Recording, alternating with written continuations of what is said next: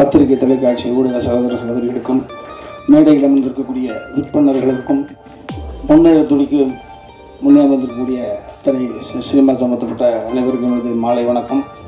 நான் அதில் பங்கு பெற்ற காரணத்தினால நிறைய காக்கைக்கு தன் குஞ்சு கோல்டு குஞ்சும்பாங்க.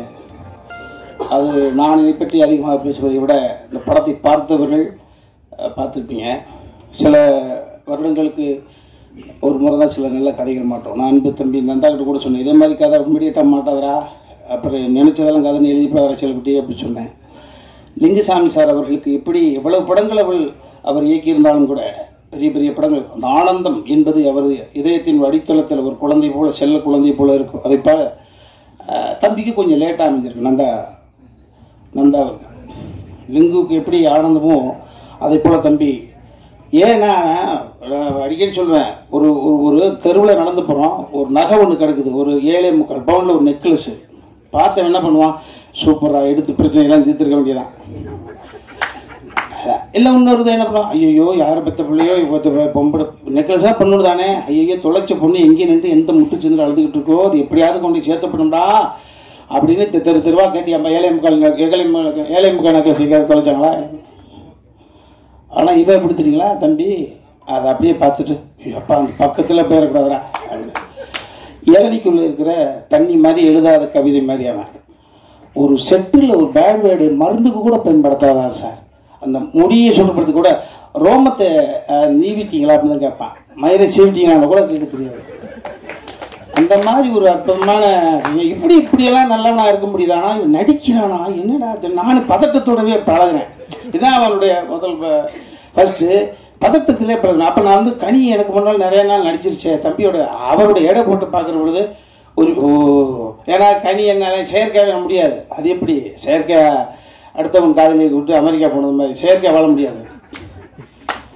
அதனால் அவரை பார்த்து இவ்வளவு அற்புதமாக இருக்கிறானே, ஆஹோ அப்போ ஏற்பட்ட சிந்தனை கொண்டவன், நல்ல பாசிட்டிவ் தாட்ஸ் இருக்கக்கூடிய ஒரு பிள்ளை முரட்டுத்தனமான வெற்றிகளை குவிச்சு நேரம் ஒரு 7 வீடு வாங்கிட்டு ஒரு 5-6 வீடு வாடகைக்கு வேறு விட்டுக்கலாமே, என்ன பிரச்சனைனா வாடகை வீட்டில் இருக்கானே, இங்கே பிரச்சனை இருக்குது அப்படின்னு யோசிச்சு பார்க்குறப்ப தான் தெரியுது.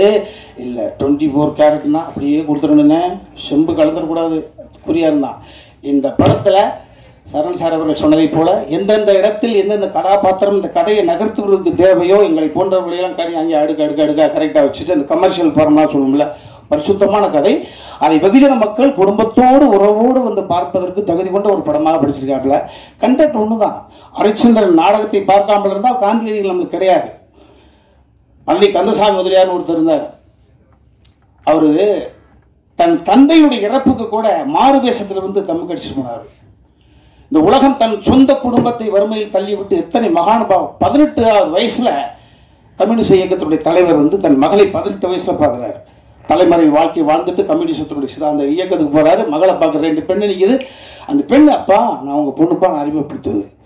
நிறைய பேர் அதை போல நீ நல்லவனா நடி. நான் நம்ம வாழ்க்கையில் என்ன, நான் இப்போ கடைசியாக இப்போ புரிஞ்சு நான் நல்லவனை சமீபமாக நான் நல்லவனை நடிக்க ஆரம்பிச்சிட்டேன். அப்போ தான் நல்லவனா ஆயிட முடியும். ஒருவன் நல்லவனாக நடிக்க ஆரம்பிச்சா பக்கத்து அவர் நல்லவரா, சரி முந்தானாலும் முதற்கொண்டு கலவான்றது நல்லவன் சொல்கிறாங்கடா. அந்த தெரு அது நல்லவர் வர்றாரு. ஐயோ இது எப்படி ஏற்றுக்கிறது, தகுதி இல்லாத ஒரு விஷயத்த நம்மகிட்ட கொடுக்குறாங்க, எப்படி ஏற்றுக்கிறது. நல்லவர் வர்றான்னா வீட்டுக்கு வர்ற பொழுது மனசு மாறி இருப்பான். அன்னையிலிருந்து நல்லவனாக நடிக்க ஆரம்பித்தாலே, இந்த உலகம் நல்லவன் என்று சொல்ல ஆரம்பித்தாலே நல்லவனாக மாறி விடுவான். அதே போல தான் இந்த கதை, அற்புதமான கதை. இறையன்பு. ஆமாம், அவர் பார்த்தீங்கன்னா இரட்டை தளத்தில் வெற்றி பெற்றவர். அரசு உத்தியோகத்தினுடைய உச்சபட்ச பதவி அடைஞ்சார், தலைமைச் செயலாளர். அதான் அதுக்கு மேலே என்ன கிடையாது. அதுக்கு மேலே சிஎம் தான். சிஎம் அப்படி உட்கார முடியாதுல்ல. ஸோ தலைமைச் செயலாளர் பதவி அனுபவிச்சுட்டு அடுத்த தலைமுறைக்கு அள்ளி புத்தகங்களை வாரி வரைச்சவர். அவர் பார்த்துட்டு அவர் தான் இந்த படத்தினுடைய மிகப்பெரிய ஒரு அளவு கூட நான் சொல்லுவேன். மற்றவர்கள் கூட நட்புக்காக கூட 1-2 வார்த்தை யதார்த்தமாக எக்ஸ்ட்ரா பேசியிருக்கலாம். அவர் பேச வேண்டிய அவசியமே கிடையாது. பார்த்துட்டு என்கிட்ட பேசுகிறார்.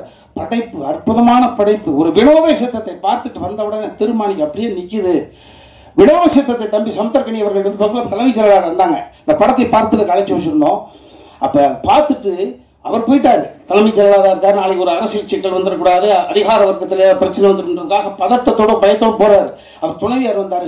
அப்படியே சமுத்திரக்கனி பிடிச்சிரு, என் கணவரை என் பக்கத்தில் 2 மணி நேரம் உட்கார வச்சுட்டீங்க. ரொம்ப மகிழ்ச்சி. என் புருஷனை என் பக்கத்தில் 2 மணி நேரம் உட்கார வச்சிட்டீங்க, ரொம்ப மகிழ்ச்சி. போதுங்க, மனப்பாடம் ஆயிடுச்சுங்க எங்களுக்கு டைலாக் கேட்கணும். ஸோ அதை போல இன்னொரு அற்புதமான ஒரு உணர்வை படைக்கக்கூடிய ஒரு படம். நான் அடிக்கடி சொல்லுவேன், கதை என்பது பண்ணிடலாம், அந்த கதையை யார் ஏற்று நடிப்பார், அந்த கதையோடு ஒன்றுவதற்கு தகுதி கொண்ட ரியல் இமேஜ் கொண்ட வேணும். ஸோ இந்த திருமாணிக்கத்தை நீங்கள் நிச்சயமாக சொல்லுங்கள், வேறு யாரோட போய் ஒட்டி பார்த்தாலும் ஒத்துக்க மாட்டாங்க. கரெக்டாக சரண் சார் சொன்னாங்க, பாதி வரை சமுத்திரக்கனி மீது கோபம் வரும். எஸ், அந்த கோபம் என்பது வேற மாதிரி கோபம். அந்த படத்தை பார்க்கிறவங்களும் புரிஞ்சுப்பீங்க.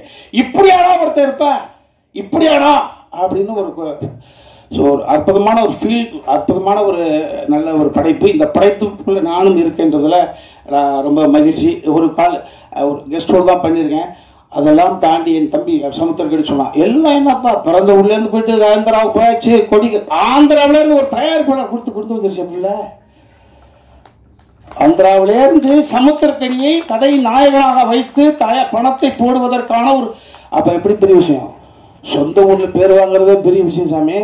ஒரு அசல் ஊரில் பேர் வாங்கி ஒரு இன்வெஸ்டர் கொண்டு வந்திருக்கின்றது, இதுதான் இந்த கதை. ஸோ நிச்சயமாக இந்த திருமாணிக்கம் என்பது எல்லோருடைய இல்லங்களிலும் உள்ளங்களிலும் அற்புதமாக ஒரு படைப்பாக போய் சேரும். எனக்கு நம்பிக்கை இருக்கு. நன்றி.